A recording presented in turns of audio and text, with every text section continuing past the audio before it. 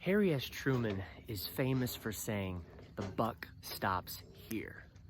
And this philosophy of leadership puts him at what historians and many scholars vote him as one of the fifth best presidents that we have, behind guys like Teddy Roosevelt, Abraham Lincoln, and Washington. Harry S. Truman always did what he believed was the right thing. There's a famous story of his time in World War I. He wanted to join West Point, but we all know of him and his glasses, and his eyesight was so bad he wasn't allowed into the academy. So he joined just as a regular infantryman. During the war, he had worked his way up to captain and was in charge of an artillery battery.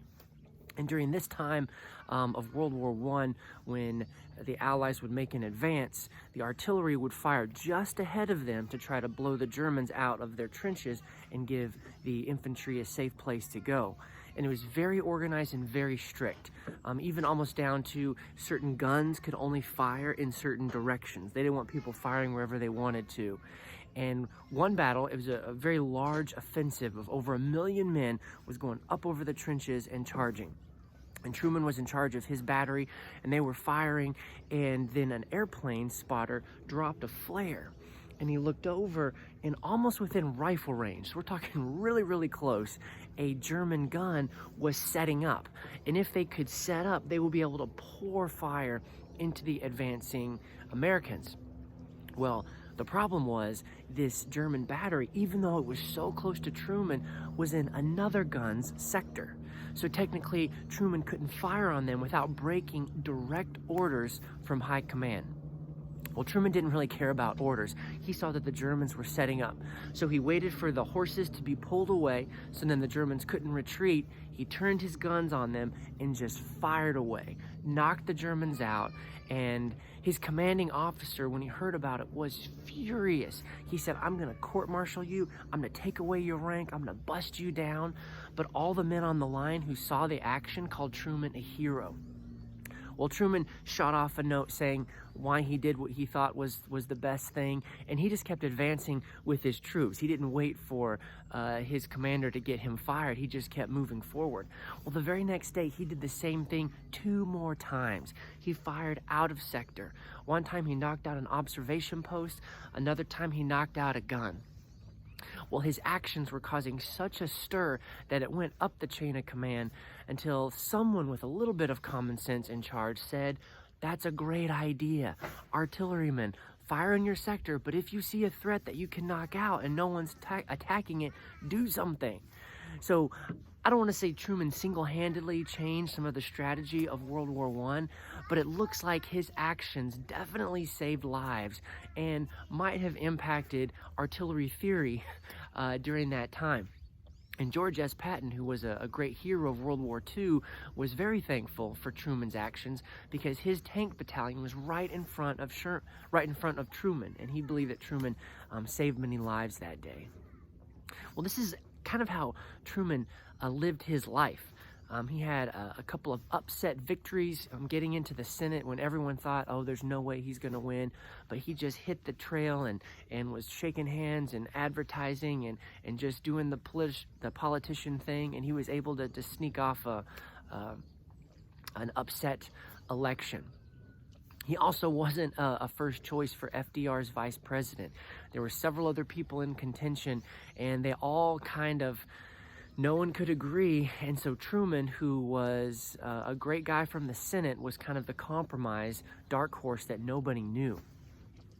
I think it was about 33 months into the last and fourth presidential term of FDR that Franklin Roosevelt passed away, and Truman found out that he was president. And the crazy thing about this is FDR didn't really like Truman. Truman was the only president in the 1900s to not go to college. He was about as opposite from FDR as you could get. FDR was born with a silver spoon in his mouth, tons of money, went to all these highfalutin colleges and high schools in the East, and Truman was a Midwest boy. He regularly cussed in his language. He was kind of a tough World War I veteran and a real man of the people. And FDR just didn't tell him anything. So when Truman was sworn in as president, he didn't really know what the war in Europe was doing, or Pacific, other than what the normal Americans knew from the newspapers. And he for sure didn't know about the atomic bomb. He's the guy who made the decision to drop the bombs on Japan. Now, this is something that is debated by historians. Many liberal historians feel like it was a wrong thing to do. America should have just invaded. But the consensus at that time, and for many historians even today, is that dropping the bombs ended up saving lives. And Truman had to make that call. And I'm not here to debate whether the bombs should have been dropped or should not have been dropped. But Truman, who just weeks before had no idea there was even such a thing as an atomic bomb, was suddenly hit with the decision of, do you use nuclear weapons for the very first time? Now, another quote from Truman is, he says, "There is risk in action. There always is. But there's much more risk in doing nothing." And that's how Truman lived his life. That's what got him in trouble and saved lives on the fronts of World War I.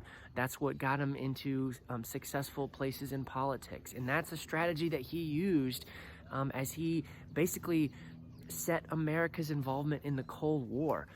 He passed civil rights laws that were pretty unpopular, but helped a lot of people. He raised the minimum wage.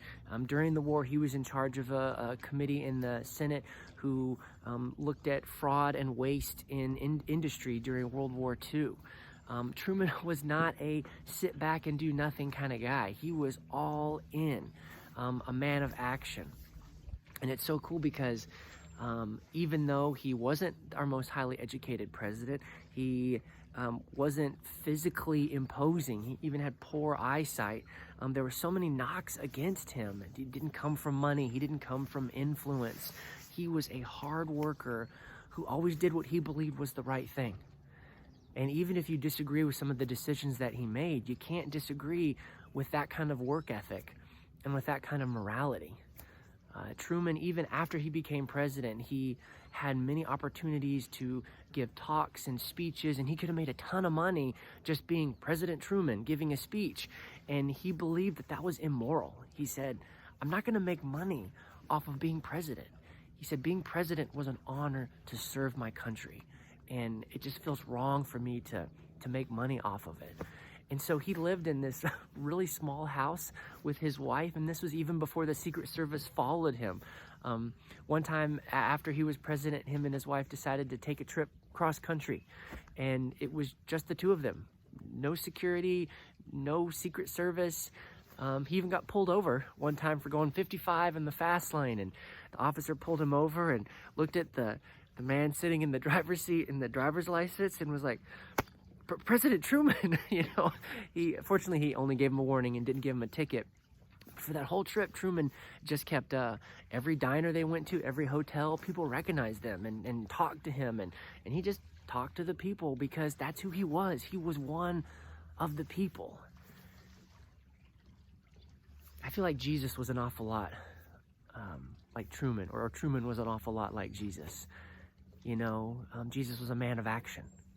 He didn't just philosophize and talk about how good God is. He showed people how good God is. He touched lepers. He talked to prostitutes. He healed the blind. He told stories to children. You see, when Jesus came down, he didn't come with a security detail. He didn't have a bunch of Romans guarding him or a bunch of angels pushing away people who might upset the crowd or say bad things. It was just Jesus right there. And so many of the stories that we know about Jesus, like when he met the woman at the well or when he called Matthew, you almost get the feeling that it wasn't this super planned out agenda Jesus had. He just showed up and met people where they were. And that's what made him such a powerful leader. You see, Jesus was a man of action. And Jesus, as God said, the buck stops here.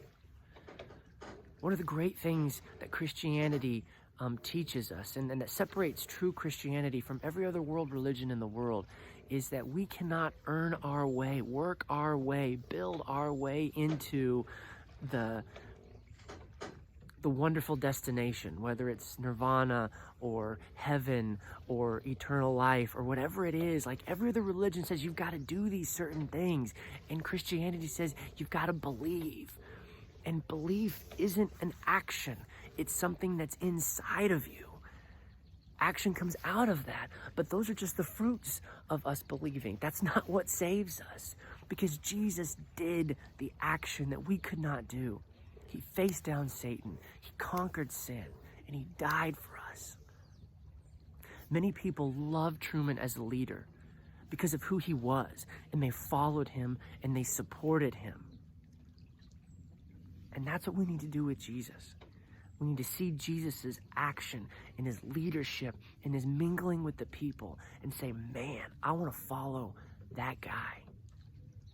In the book of Revelation, the difference between the people who are saved and the people who aren't is that the people who are saved worship the Lord, follow him, and believe in him.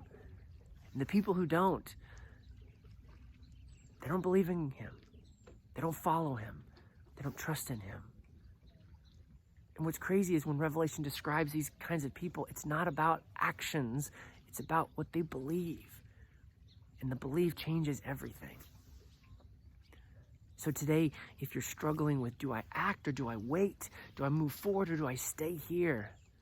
Follow Jesus, the man of action.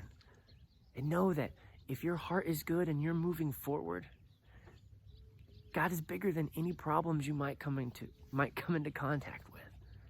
God is good and he loves you very much. No matter what you're facing, remember, God's got this. God bless.